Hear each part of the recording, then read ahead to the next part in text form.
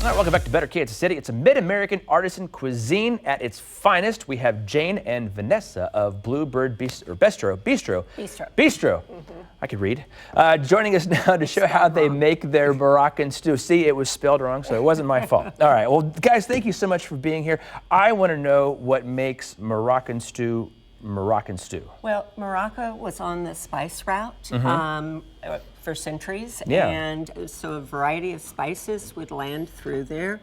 Moroccan stew, then, they would take flavorful spices and simmer them with large chunks of tomato and chickpeas. The chickpeas is for the protein. And the most common, if you look up on the internet, now it's so easy to find all kinds of recipes, turmeric has been the most common spice. Okay. And now Vanessa's getting ready to cook some food for us down there. She's already, what's kind of the base that you use when you first start the stew? Well, one thing that we have that's different than a lot of the recipes is we use fresh ginger. Okay. And we saute that with fresh garlic and onion. All right. She's going to go ahead and get that started. So really what differentiates Moroccan stew from just like, a stew we'd make here with, beef, potatoes, carrots and everything is going to be those spices. The variety of really spices give me that variety that of different, into it. Right. And then different. And I would say that you commonly see cilantro, mint. Mint is common in, I think, all of the Moroccan stew recipes that I've looked at.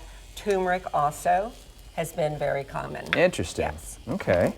And then is there any meat that's in the stew, or is it a vegetable only stew? We are a restaurant that caters to every type of food choice. Wonderful. And so our Moroccan stew, it's plant-based, it's vegan. Oh, wow. But then people that want to add additional meat protein to it. A lot of times people add pulled chicken. Yeah. Campolindo Farm pulled chicken to it. That sounds good. I know you guys get a lot of your stuff local and locally raised and sourced, right? Correct. We buy from 40 local farms year-round. We're almost done with our 19th year. Oh, wow. Yes, we're still buying from probably 20 of our original farmers that we started buying from in the first 2 years. Excellent. Now, you guys are showcasing the mid-American artisan cuisine during Restaurant Week here, starting up real soon, which I know your reservations are getting kind of thin, but there's still some, so if you want to come check it out, you can. What exactly is that type of cuisine? How would you describe it? So I started 19 years ago as truly a farm-to-table restaurant, making everything from scratch. Yeah. And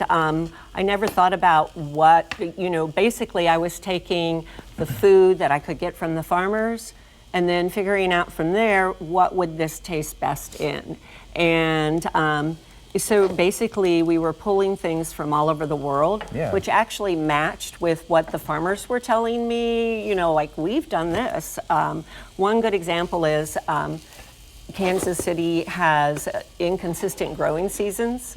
So one year, every farmer was trying to sell me beets. And then they would say, we make it into a cake, a beet cake. Yeah. We make, pickled beets. This is what you could do with it. Yeah. Right. And so I think because of the way Kansas City is situated and in the weather stream, and also because we were the stopping point for the gold rush, we have people from all over the world that got off the stagecoach and said, I'm not going any further, and started farming, and so that's how we got a variety of...